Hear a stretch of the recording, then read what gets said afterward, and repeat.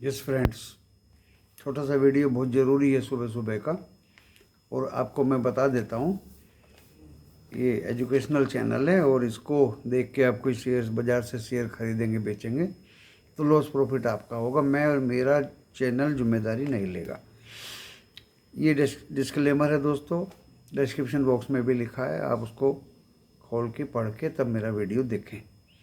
खैर, अब मैं काम की बात करता हूँ। ये भी काम की बात थी। देखिए, सुबह Dow Jones future +33, Nasdaq future -11 and S&P future +3 दिखाया जा रहा था। सुबह मीन्स 8 बजे से पहले। तो दोस्तों, देर आए दुरुस्त आए। CNBC ने बोला कि गैप डाउन तो अब खुलेगा नहीं सीधे, क्योंकि वो भी डाटा पे काम करते हैं दोस्तों। हम लोग भी डाटा पे काम करते हैं, but we are much more worried for giving correct data to users और व्यूअर्स। तो दोस्तों, अभी 8 बजे के बाद जब मैंने CNB अपना जी बिजनेस देखा तो अनिल सिंघवी भी कि मैं घर से देख के तो प्लस में आया था डॉ जोन्स फ्यूचर।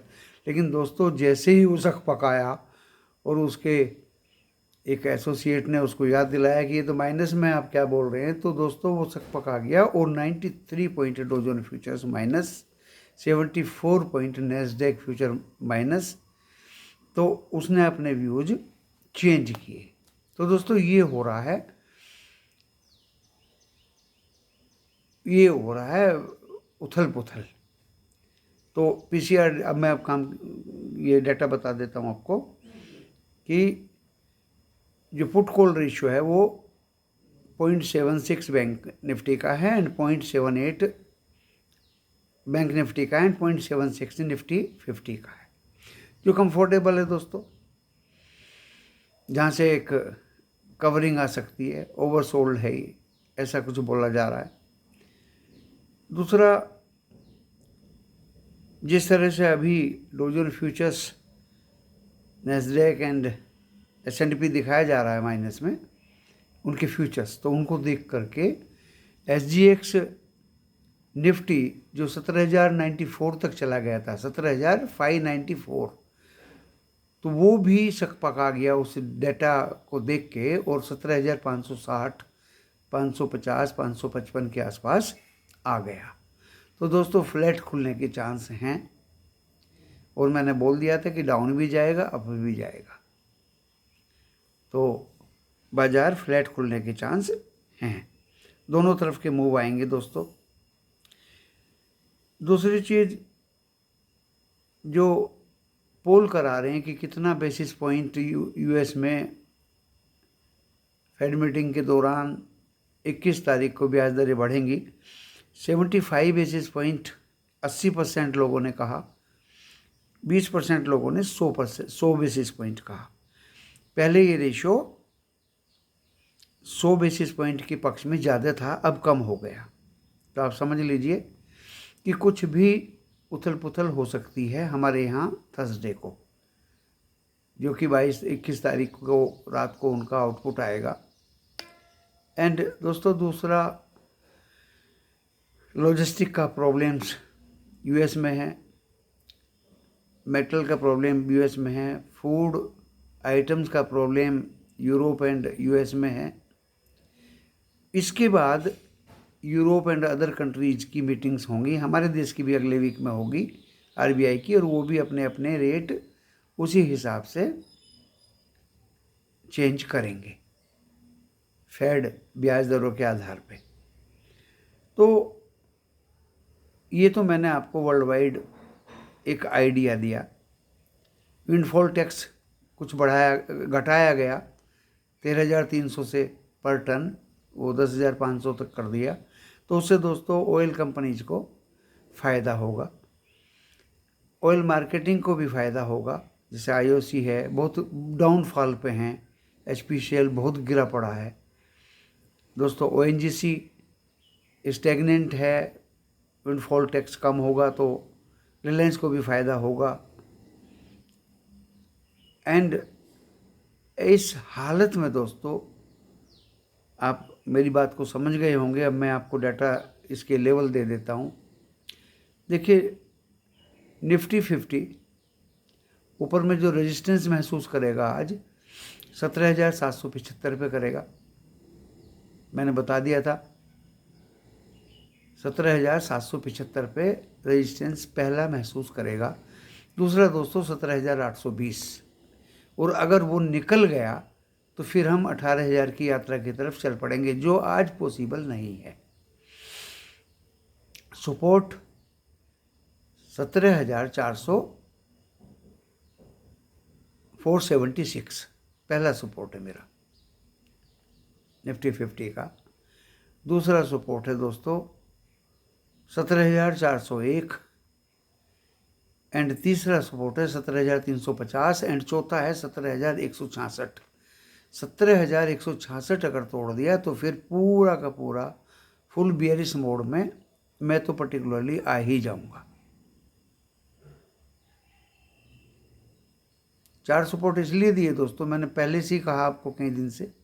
अभी वैसे कंसोलिडेशन होगा, आज भी, कल भी, परसों भी मूवमेंट दोनों तरफ की होंगी। FII डाटा इतने अच्छे नहीं है। मैंने कुछ दिन पहले भी कहा था, जिस तरह से वो फ्यूचर और ऑप्शन आगे के भविष्य को बेच रहे हैं, बेचने की उनकी क्वांटिटी भी ज़्यादा हो गई है, 3,200 और इस तरह से कैश में। तो मार्केट मूवमेंट डाउनवर्ड मुझे ज़्यादा लग रही है। एंड जिस तरह से दुनिया भर में कुछ थोड़ी बहुत प्रॉब्लम्स आ रही हैं, रिसेशन की प्रॉब्लम्स आ रही हैं, फूड आइटम्स को देख करके विचार करके उनकी भी प्रॉब्लम्स आ रही हैं, तो बहुत कुछ कॉशियसली आपको बाज़ार में एंटर करना पड़ेगा। वेट एंड वॉच की पॉलिसी मैं अपनाऊंगा। अगर आप दिन भर में थोड़ा बहुत भी कमा लेते हैं तो दोस्तों then rest of the day wait and watch करिए। तो मैंने डॉ जोन्स फ्यूचर्स बता दिए हैं आपको। मैंने निफ्टी 50 का रेजिस्टेंस एंड सपोर्ट बता दिया है। अब मैं बैंक निफ्टी का रेजिस्टेंस बताऊंगा, जो 41,400 से लेके 41,650 तक है।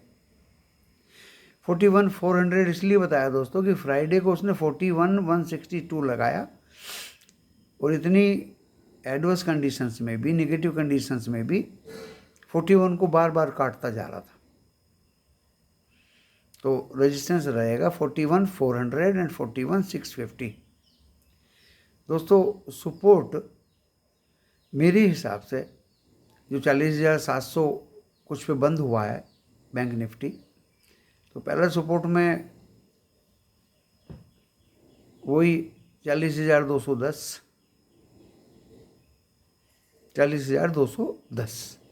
दूसरा दोस्तों 39,887, एंड तीसरा दोस्तों 39,200।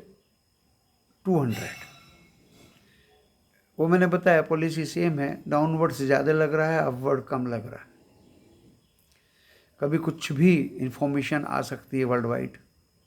डॉ जोन्स फ्यूचर्स जिस तरह से सुबह बदला, 8 बजे से पहले प्लस में थे, 8 बजे के बाद एकदम से ही 93 point negative and 33, Nasdaq 74 point negative हुए। तो आज इस सब को देख के टैक्स शेयर्स का भी दबाव रहेगा। एंड दोस्तों आपको बहुत ही कॉशियसली प्ले करना है। मैंने बता दिया वेट एंड वॉच का समय है। थोड़ा बहुत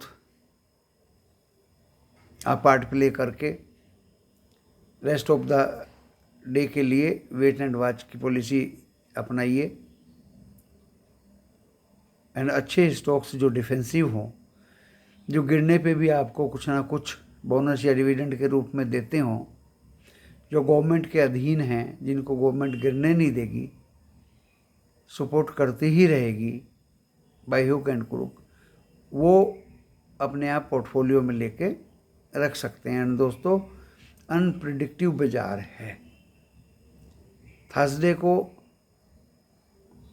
22 तारीख को कुछ भी हो सकता है दोस्तों। ऊपर का मूवमेंट भी हो सकता है, नीचे का भी हो सकता है, कुछ भी हो सकता है। 80% जैसे पब्लिक बता रही है, मैं भी पहले ऑप्टिमिस्टिक था, आज भी हूँ, पब्लिक के साथ हूँ कि 80% थर्सडे 22 तारीख को हम अप मूव ले सकते हैं एंड 20% हम डाउन भी जा सकते हैं। दोस्तों, इसी अपनी एक सटीक जिनून प्रेडिक्शन के साथ मैं इस वीडियो को यहीं विराम देता हूँ। नमस्कार।